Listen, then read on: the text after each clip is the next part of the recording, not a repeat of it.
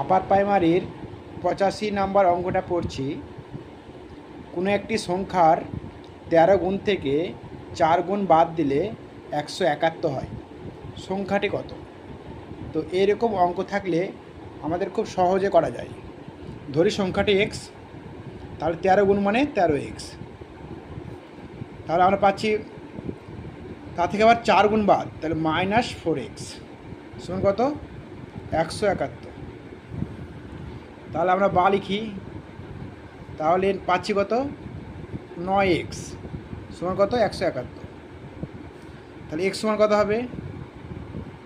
x সমান 171কে 9 দিয়ে ভাগ করলে কত হয় দেখো, 171কে 9 দিয়ে ভাগ, 9 19 171, 9 19 171, অর্থাৎ উত্তর হবে আমার 19।